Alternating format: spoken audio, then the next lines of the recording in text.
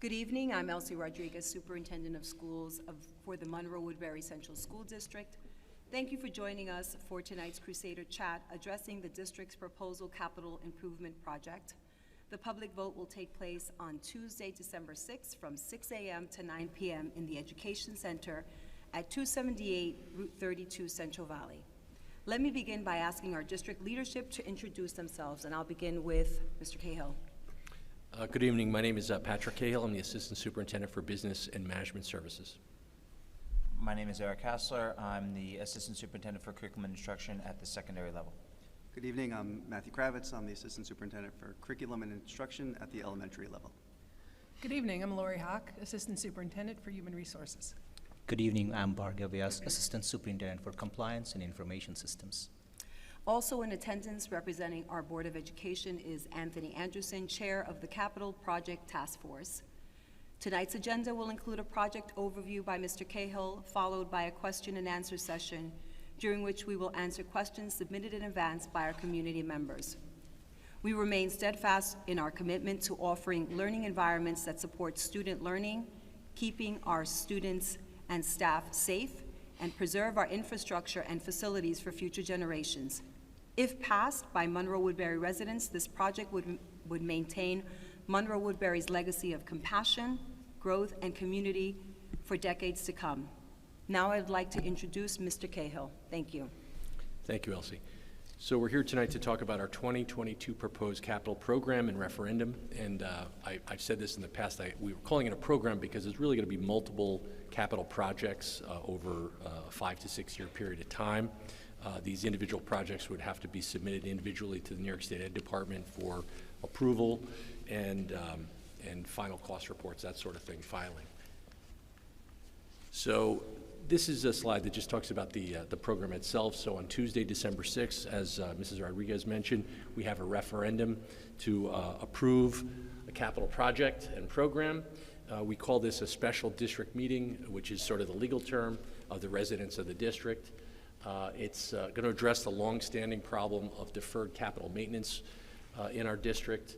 It's going to address issues involving building systems which are past their useful life. The project itself is slated, if approved, to be a $115 million project to address outdated building and infrastructure systems, including heating, ventilation systems, roof replacements, electrical upgrades. We're doing security vestibules in buildings which don't already have a security vestibule. We're touching on all 7 of our school buildings and an additional 5 buildings, so it's really a district-wide program. We're also including refurbishment of classrooms, some additional outdoor learning spaces, construction of a structure adjacent to our athletic field, which would have bathrooms, some equipment storage and concession. We're also doing a replacement of the tennis courts, which are beyond repair at this point. We've repaired them over the years, and the cracks and the issues are just of such a nature that we can't repair them anymore. They're becoming almost unusable, some of the courts themselves. As I mentioned, many of these systems are well past their useful life. I'm going to get into the age of some of the boilers and some of the other systems in the district. We spend a lot of money every year on expense and operational repairs to keep these systems running. And what we do with that is we are not enjoying or taking advantage of building aid. New York State has an aid program called Building Aid for capital projects of this nature, and we're eligible for almost 75% reimbursement. So for every dollar we spend for a capital project, we're getting 75 cents back through New York State. Expenses related to repairs and operational maintenance are not eligible for this sort of aid. So I like to use the phrase, it's sort of like throwing good money after bad in some ways, because the systems are past their useful life, they're expensive to maintain and keep operational, and we're not really enjoying or taking advantage of the building aid program. The other thing I say about this program, $115 million, I would characterize it really as mostly need-to-have items, not a lot of nice-to-have items. We've talked about this before. It's very sort of nuts and bolts project. I've touched on the HVAC and the boilers. We're going to get into some more details on that. the original wish list, if you will, and that wasn't even comprehensive, but that was based on our building conditions survey and some other assessments of the buildings we've done, was $168 million. And we realized that that big number was probably, more than a bigger financial burden than we wanted to place on the community. So we had to cut that back. We had to make some tough decisions. And we used some guiding principles to help us prioritize the project. Health and safety was the number one guiding principle. Avoiding imminent failure was another one. Improving educational spaces was a third, and so on. So that's the project in a nutshell. I've touched on this a bit. So the scope of the project was developed through our building conditions survey, which is something school districts are required to do every 5 years. And the building conditions survey is generally conducted by our architect and engineer. We've been working with CPL architects. David Samuel is here with us tonight. And also the Palumbo Group is our construction management firm. Lou Rodriguez and Scott Butler are here with us tonight. So using the BCS, consulting with CPL and Palumbo Group, we came up with the scope of work, the initial scope of work. We also conducted meetings with building administrators, district staff. We consulted with our buildings and grounds department because they have great knowledge of the individual problems in the buildings and things. And as I said, the original list was $168 million, and we cut it back to a much more manageable $115 million. On this slide, on the left-hand side, you can see the individual schools and the detailed, not that detailed, but the more specific programs and projects in each building. The right-hand side shows the other buildings that are being touched or affected by this project. So you'll see recurring themes have to do with boiler replacements, for instance, at the high school, upgrade to the fire alarm and CO detecting system. So we're doing that in every one of our buildings. That's health and safety. At the high school, upgrade to public address and clock system. There's certain, like I said, recurring themes, the boiler replacement. At 3 of the buildings, Central Valley, Pine Tree, and North Main, we're converting from a steam system, heating system, to hot water. So that's a little more involved with that conversion. But at the other buildings that are actually doing some work in the bus garage, we're upgrading, again, the fire alarm system there, replacing an underground fuel storage tank, bringing that above ground.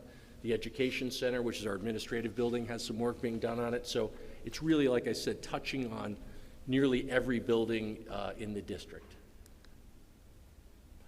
And so this is just a series of pictures that show some of the project scope and the benefits, the HVAC system.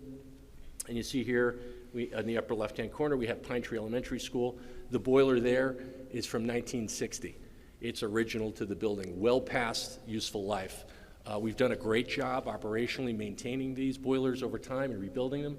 But like I said, it's every winter there are a series of problems with our boilers. And these are expensive problems that require a big money to repair and keep operational. Last year, for instance, we had spent approximately $135,000 to maintain and keep our boilers operational.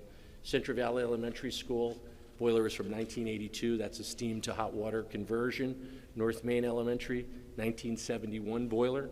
Again, that's a steam to hot water conversion.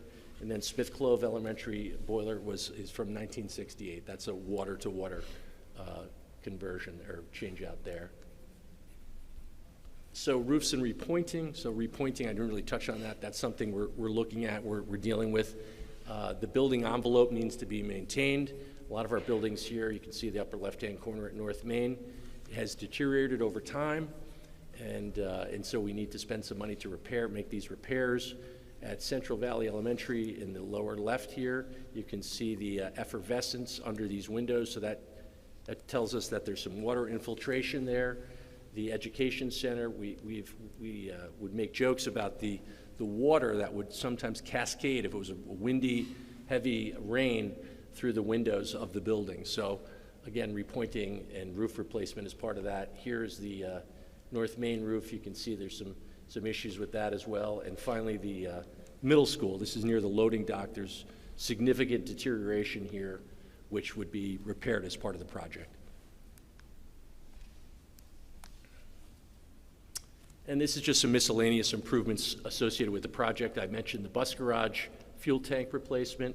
Here is North Main Elementary School, where we plan on doing some outdoor learning spaces here. So this is the back of the building where they've attached a chalkboard to the rear of the building, and children sit here. So it's this kind of space we feel we could improve. Here is the glass block wall of Central Valley Elementary School, and it's sort of difficult to see, but you can see the deterioration here with the roof soffits. They're rusty, worn out, and so this would be one of the miscellaneous projects that we would include in this. So why are we doing this now? We have this sort of unique and advantageous opportunity to issue new bonds, new debt, which is how we borrow money and reinvest in our facilities as existing debt is retired. So we're basically retiring the vast majority of the debt the district has over the next 5 years, 2 to 5 years. So it's really, as I said, something we've been planning for, something we've been looking forward to, and that's really one of the most significant items about why this is the time to do this. We're sort of at a crossroads with the retirement of this existing debt. Much of it is associated with the high school construction of this building, and enables us to bring new debt on without really impacting the budget. So, a big part of why we're doing this now is improving the health and safety of students and staff in our building. I talked about the addition of security vestibules in buildings where we don't already have one. We talked about replacement of the fire alarm systems and the CO detectors in the building, and of course the HVAC systems and boilers. The other thing I've touched on is avoiding imminent failure of building systems. So most of these items are well past their useful life. Here I touched on some of this, but the middle school boiler is 54 years old. Central Valley, we talked a little bit about this, 40 years old, 62 years old at Pine Tree. So these are systems which they have a long life, but not this long. It's time to replace them. We've sometimes said it's like your own home. There's certain elements, the roof, the hot water heater, the boiler, that at some point need to be replaced, that they're beyond repair, and that's sort of where we are here. We also want to improve the reliability of these systems. I talked about that a little bit. Avoid a catastrophic failure. It's something we're concerned about every winter, particularly in the heating season, that one of these boilers or more than one will just entirely fail and require an emergency capital project. We want to lower our maintenance cost. I touched on that, and reduce our energy consumption. So these are sort of the soft costs, the savings that we'll enjoy as part of this project. Obviously, we're trying to improve the educational environment. There's some classroom refurbishment and outdoor learning spaces. And at the end of the day, really what we're talking about is preserving our schools for current and future generations of Monroe-Woodbury students and families. So let's talk about the fiscal plan and considerations for a moment. So I would characterize the budgetary impact as fairly minimal and readily absorbed into our general fund budget. We're slated to receive some additional state aid, foundation aid, next year of about nearly $10 million, so that will be part of the way we absorb that into the budget. I talked about the energy savings that this will yield and the repair savings. In terms of the funding of the project, there's multiple ways we're going to fund this. We have a capital reserve fund that we've been making contributions to. It currently stands at about $13.4 million. We anticipate over the course of this project, we'll actually be able to add more to that. So we would end up with around $20 million, and that's sort of our down payment. So the larger the capital reserve is, the less we have to borrow.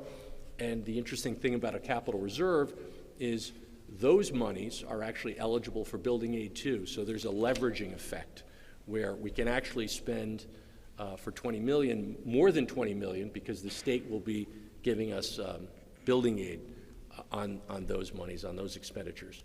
So obviously we're going to be doing some borrowing. I've talked about that a little bit, issuing short-term borrowing, bond anticipation notes, and serial bonds. The New York State Building Aid Program is very important to us here.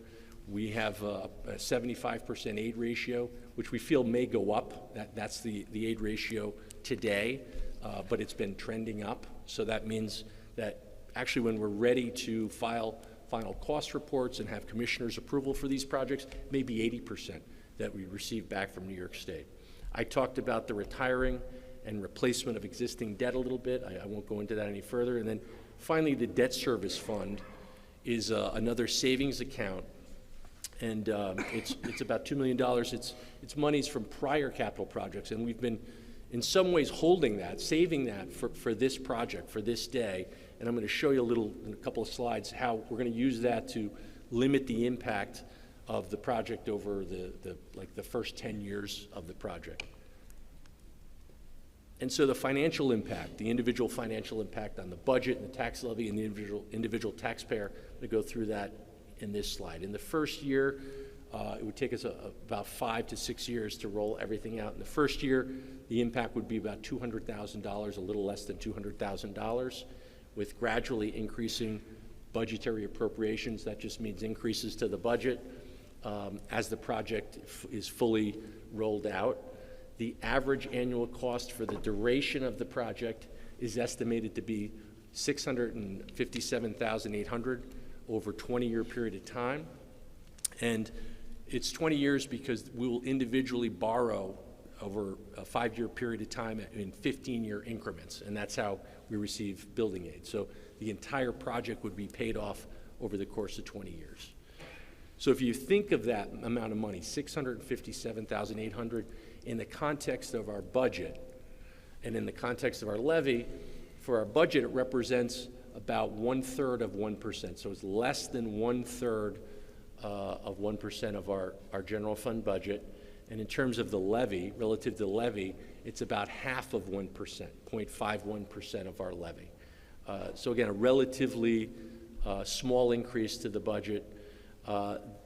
As I said, these cost increases would be partially offset by increased energy savings, lower maintenance costs, and those savings are not included in that $657,000. A little difficult to quantify, and we're being fairly conservative in our estimation. So they're not even included in that number, 657. The estimated fully phased-in project, so we're talking about how does it affect the individual taxpayer, would cost the typical homeowner, market value of approximately $350,000, about $38 annually. That's our projection, our estimate. So one of the questions we had received prior to this meeting was about some additional details on how we're coming up with some of our numbers. So I'm going to go through this very briefly, but this is a schedule, a debt service schedule, shows our state aid and our local share. And the local share is really the debt service expense associated with the project minus any state aid we receive. Remember I said we're receiving about 75% reimbursement from the state, and what's remaining is the local share. And there's one additional wrinkle to this. Remember I mentioned the debt service fund. So we're also going to show you how the use of the debt service fund diminishes that local share even more over the first 10 years of the project. So I just point out this, if you can see, this column is our debt service. And the first line is our debt service right now without the project having been started. And the debt service minus our state aid gives us our local share, so that's $772,000. This next column, with the initiation of the project in 2024, shows the year-over-year increase in our local share. And so for the first year, it's $296,799. However, this next column shows the use of that debt service fund, that $2 million in debt service, and the way we're applying this over the first 10 years. So we apply $100,000 of that to the $296,000, and that's how I came up with the year one budgetary impact of $197,000. Gradually, as the project is fully phased out, this number increases. We go from $196,000 to $372,000 to $518,000 to $547,000 and so on for 20 years. But the average increase over that period of time is down here in the lower right-hand corner, which is kind of hard to see, $657,800. So that is a bit more detailed to address the requests from the public on how we came up with that value and how we came up with that number. And I would just point out again, relatively conservative estimate because we anticipate our building aid ratio at 75 to increase. That has been the trend over time. And we're also not taking into account the operational savings that we're going to yield from this. We're not going to have to repair the boilers every year, tens of thousands of dollars. The energy savings for more efficient systems, boiler and HVAC systems, not taken into account. Again, we're trying to be very conservative in our financial estimates. And so this slide just shows our project timeline and some of the milestones. We are, obviously right here at this point where I have the arrow, the public relations phase of the project, and that began in October, and we have our voter referendum date of Tuesday, December 6th, and thereafter, presuming the public approves the project and is supportive of the project, we would go into the design phase with our architects and our construction manager. Those construction documents and plans and specifications would be submitted to the New York State Education Department for review and approval. From there, once they're approved, come back to the district, and we would go into a bid phase. From the bid phase, we would analyze the submissions, award to a contractor, mobilize and begin the work. So there's a lot of things that can happen in that sequence of events, and that will happen over and over. As I said, based on this project, it will take us multiple years to do this. We're constricted in some ways as a school district because a lot of work has to occur during the summer when school isn't in session. So that can make things a bit challenging, but our construction manager, our architect deal with this kind of thing all the time. So the planning and the phasing will be really important. And that's everything I had. Thank you, Patrick. So now we're going to go into the Q&A. We received approximately 17 questions. There actually were 18 questions, but you answered one of them regarding the breakdown. So Right. it's 17 questions. I will ask the questions, Mr. Cahill will respond, and the rest of the cabinet members will add if they feel that there's something that we need to add to his comments. Question number 1. Will electric or new diesel school buses be included in this project, other transportation debts needs, or will that be an additional funding down the road? So the answer is no. No school buses or vehicles are included in a capital project of this nature. This type of project is really about construction and improvement to real property, immovable real property, not personal property such as a bus. There are some improvements slated for the bus garage. I touched on that a little bit under the miscellaneous area. I talked about the tank, fuel tank movement from underground, bring that above ground replacement. There'll be some repaving at the bus garage. We also have the fire alarm replacement slated for the bus garage as well. And just in terms of getting to the additional funding down the road piece, I think that if we talk about electric buses, there would be building aid potentially available for electric buses and the infrastructure we would need for that, for recharging and that sort of thing.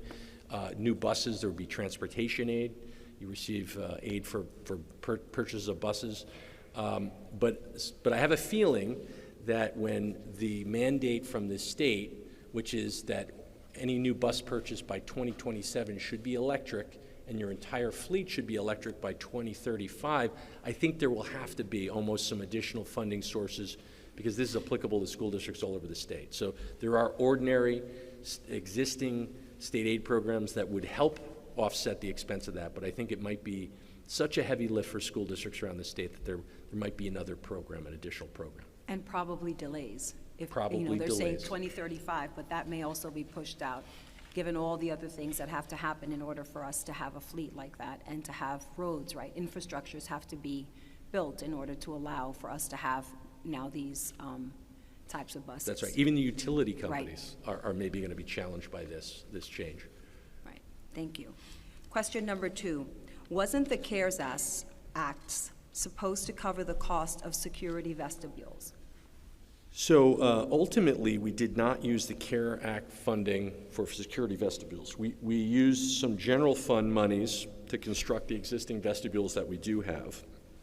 We did, however, use CARE Act funding for for security enhancements. We used CARES Act funding for classroom lock replacements. That's a project we just actually recently completed. We replaced every classroom lock in the district with a single turn of the knob or push of a button deadbolt style lock. Previously, some of our locks required a key that had to be used from the outside. It was could potentially be problematic in an emergency situation, so we use CARES Act money for that. We're using CARES Act money for a door access control system, again, safety related, which would enable someone to unlock a door, exterior doors with an ID badge, rather than propping the door open or using a chock for the door, that sort of thing, or leaving it unlocked. That's sort of the worst case scenario. I guess leaving it open is worse, but so we're utilizing CARES Act money for that.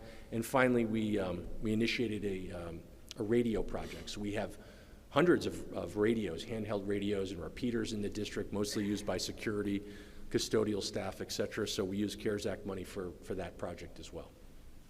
Right. Did anybody want to speak about the fact that we meet with our teachers union to talk about safety? We met with them in June, and then we met with them recently, and so there's a guiding piece as well when we meet with them to talk about what are the issues that they bring to the table. They're in the classroom, and so we'd like to hear from our staff. Does anybody want to speak about that? You all seem very quiet. Sure, I think it's important to speak to the people in the buildings and teachers in the classroom who also look at it from the perspective of our students as well. And that's where a lot of these things come up and how we prioritize a lot of these items. It's working together with the people in the buildings, our administrators, our teachers, our union members, and coming up with a list of priorities. And we've had several meetings in the last year, and it's been extremely useful and helped us to decide which direction we're going. Right, and we've elicited the support of an outside agency to come in and do an overview and to see where we are, what we're doing in our schools, what we can do better.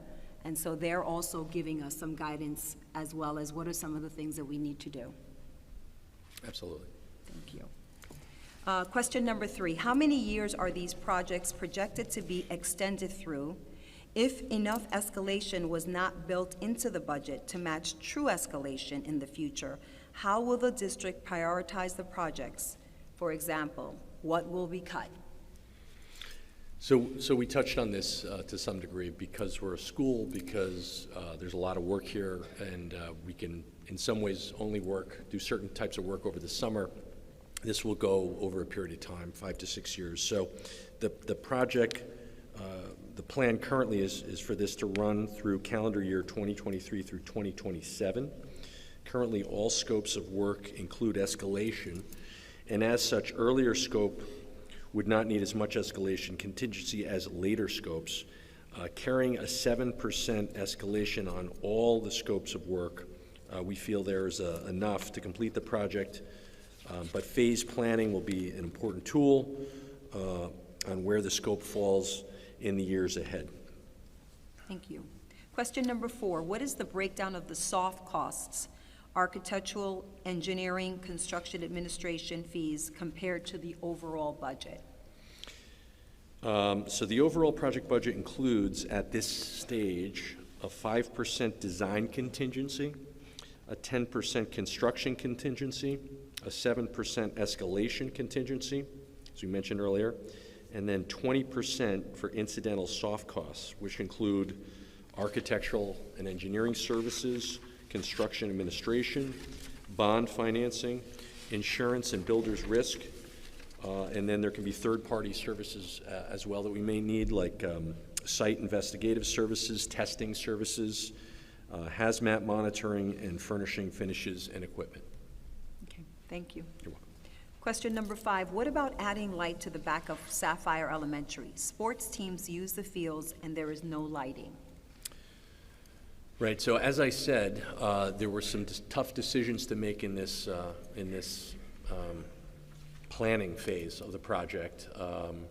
We started out with, based on the building addition survey and some of the asks and wants of the district stakeholders, at $168 million. We had to cut that back.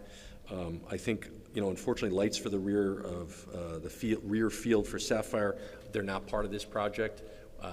As I think about it, we're not really doing any lighting other than the lighting on the tennis courts. We talked about replacement of the tennis courts, so there's lights literally on the court, so those are part of that project as well. But you know, the difficult decisions were made using our guiding principles. I talked about that a little bit. And lighted athletic fields for an elementary school did not meet the criteria for inclusion in this project, basically. What disruption will there be to students, staff, and transportation at construction sites during school times?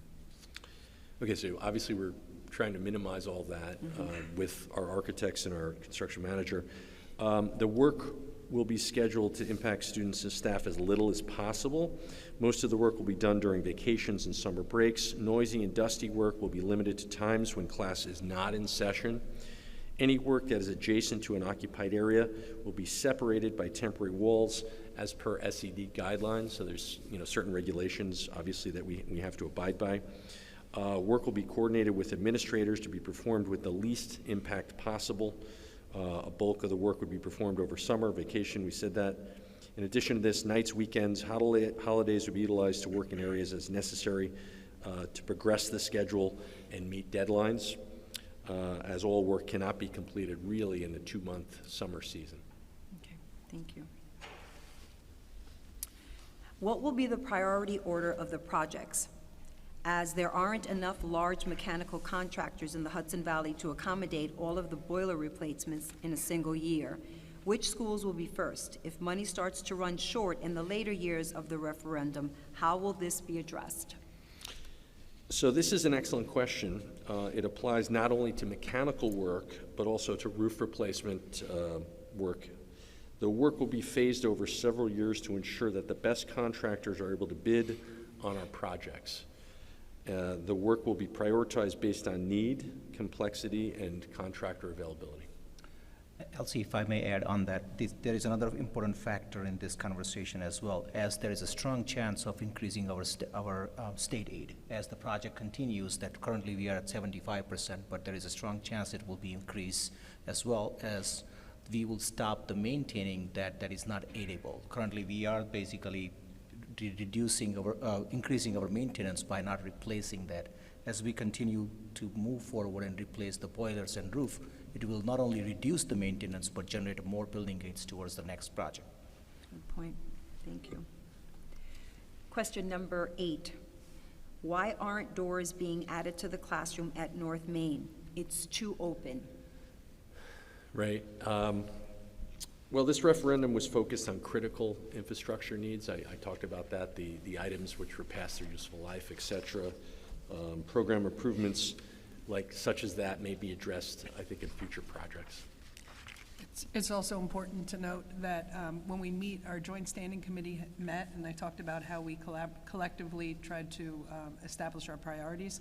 That was actually not one of the items that came up as a top priority for the people in the buildings that I have mentioned before.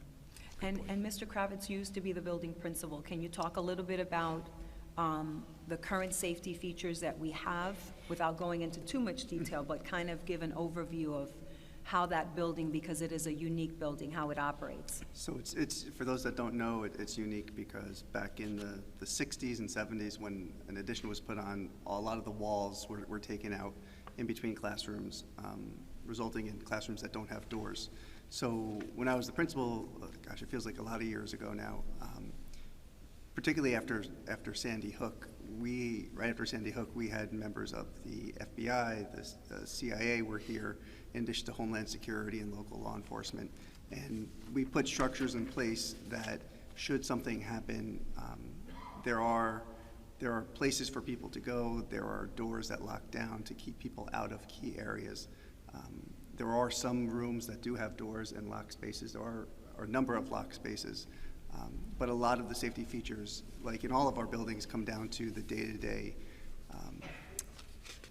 functioning of and decision-making of the staff that are in the building. And Mr. Cahill talked earlier about the importance of keeping doors locked, the outside doors, the exterior doors, making sure that people can't get in.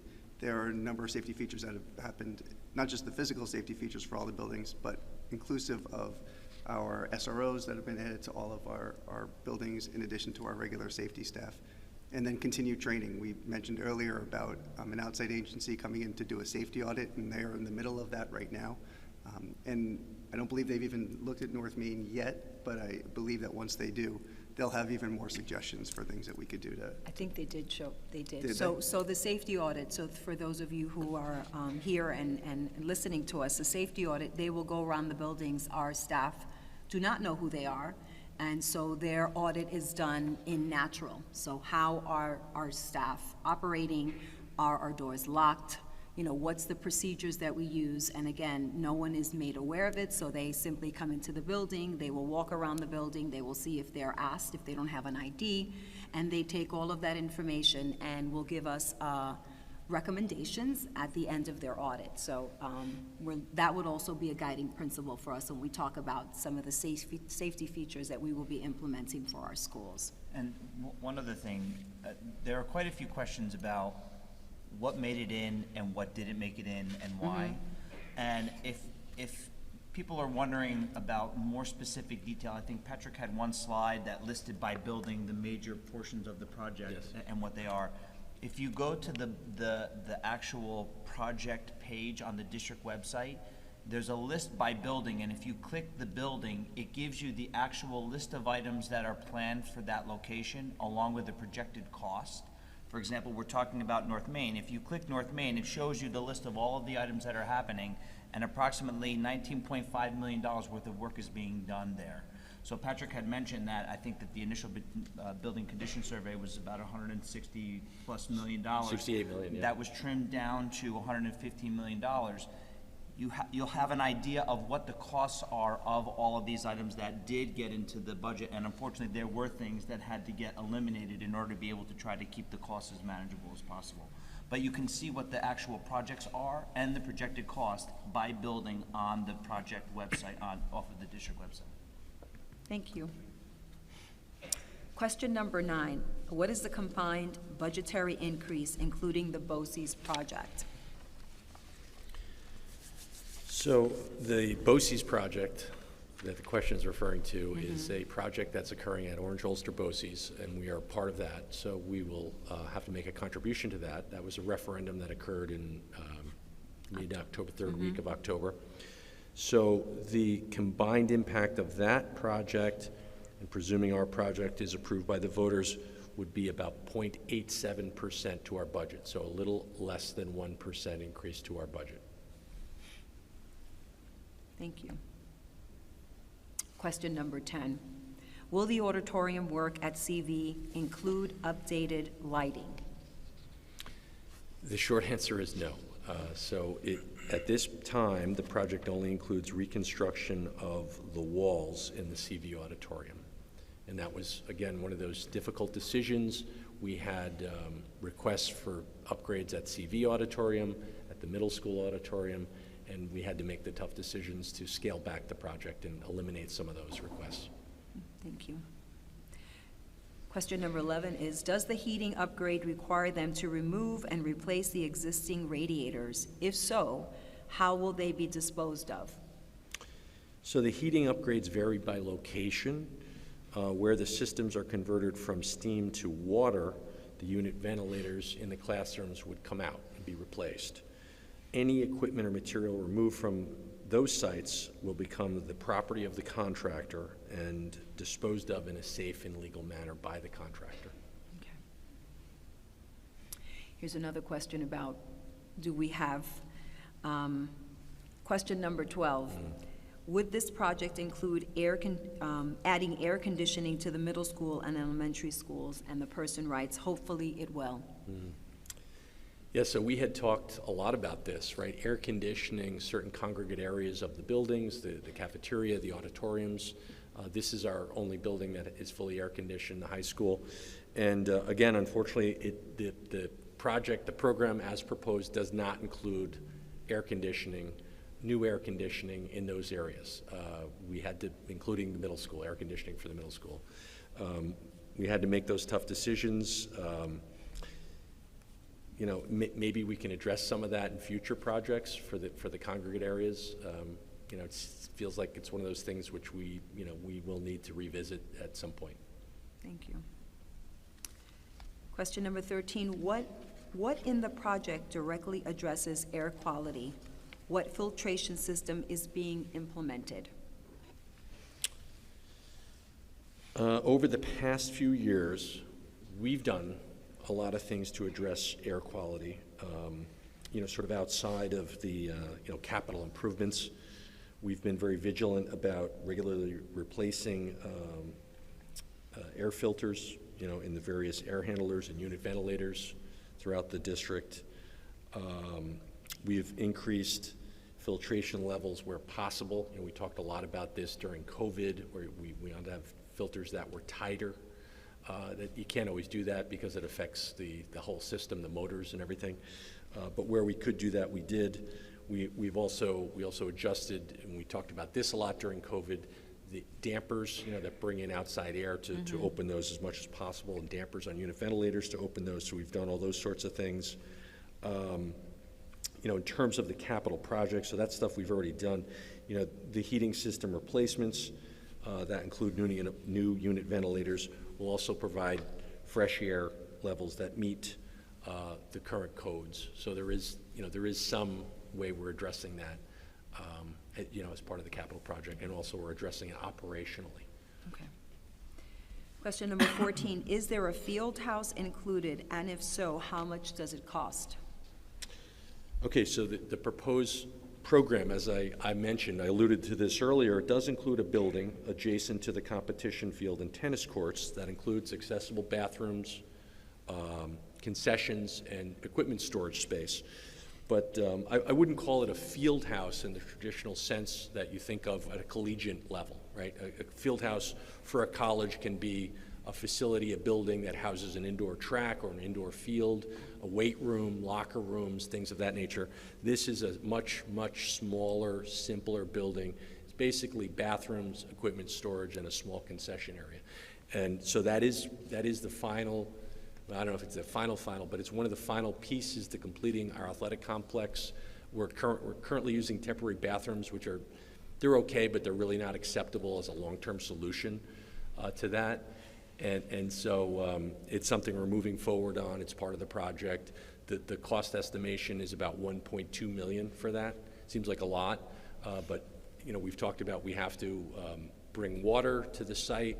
We have to have a sewage discharge for the site. So there's some additional work and expense involved with that kind of building that you wouldn't normally have with a home or something of that nature. Yeah, I'd just like to add, when we were fortunate enough to do the last capital project, when we got our turf fields and everything, the goal was to not only utilize that space for our phys ed classes, our athletic teams, but to use it for the community as well. And this building would almost put the finishing touches on that project. The bathrooms, like you said, have not been ideal. And a lot of the feedback we're getting about the bathrooms are from our community, and we want to make sure we address that because we have large events, whether they're school events or community events, and we have had some issues with those bathrooms, and we definitely need to address that. It's every weekend we do get complaints about the bathrooms, and they're just not adequate at this point. And we also want to be able to host major sports competitions at the state level, and I know that's something that. Yeah, that's actually been one of our goals. We have hosted a few section tournaments. We've hosted some state level competition, and when we put in bids for things like that, or when we put in bids in the future for things like that, one of the things that they ask about are outdoor facilities such as locker rooms, concession stands, and I'm afraid that moving forward, if we continue to apply to host some of these events, it's going to come up again and again that our outdoor buildings associated with our fields are not on par with some of the others that are putting in the same bids. And state competitions, when Ms. Hock talked about the community, those are really good, not just for our school, because we like to showcase, our buildings and what we offer here. Those are great for our entire community because it means that, people come into this district and they use our hotels and they use, our shopping areas and our local restaurants, and that's a big perk to having those state competitions as well. We actually recently hosted, a few weeks ago, a New York State championships for boys soccer. And that was one, the bathrooms was one of the things, and the storage area and concessions was one of the things that came up. We hope to, like you mentioned, continue to do those things in the future, and it's fantastic for our community, for our program, for our school, and we're very proud of it. I think the other thing is that we are currently paying, there is an expenditure to Yeah, have there these is, portable at least. bathrooms that we currently have. So that's a recurring bill that we have.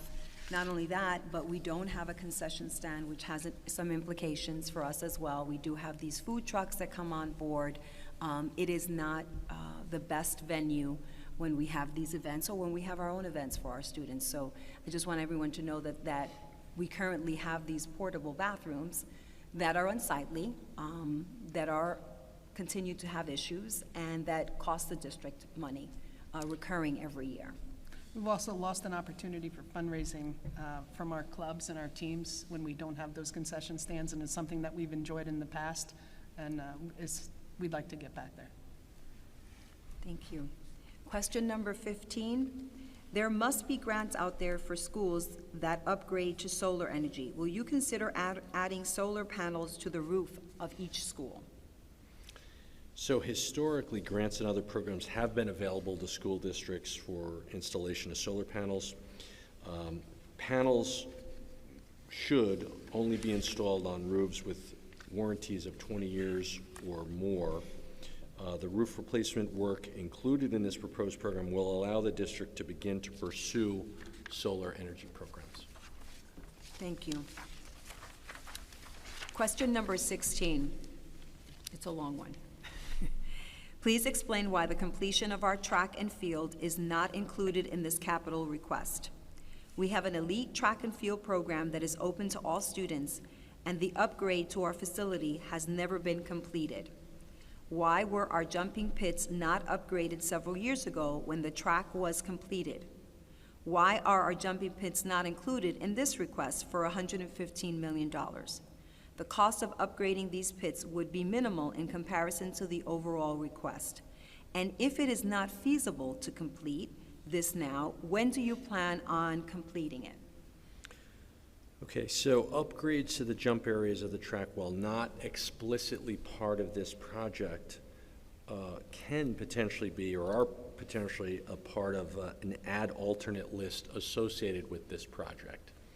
So in the event that one or more of these projects come in under budget and we have some surplus monies, we could look to this list, this add alternate list of projects, and consider moving forward on that. So that's one piece of this. You know, additionally, the upgrades to the jump area, we realized when we did the turf field and facility upgrades there that was left out. Again, it was a budgetary thing, and you know, again, here in this project, it's a budgetary thing, but I think those upgrades could be part, if they're not part of this project, could be part of a general fund budget appropriation. So in other words, we can do capital projects, put them into the budget at something like this, which is not that large, could be part of the budget, and we could carry this out separately from this project and get it done. And I think you've done a good job of talking about the guiding principles, and so again, just like the air conditioning and other things that we've said that we really don't want to put into it and have the cost be $168 million, that these are some of the things that we had to forego at this moment because we just don't think that it meets the guiding principles at this time. Last but not least, I have one more question. Okay. Is there a project labor agreement in place for this work? The short answer is no. Not at this time. Project labor agreements are put in place when there's a benefit to both parties. Essentially, the unions guarantee enough trained workers to do the work, and the district agrees to require union contractors. So that's how that works. We have not been approached in any formal way by any trade unions, and therefore have not discussed it at this point. If we are asked and it makes sense for the taxpayers, we would consider that. Thank you.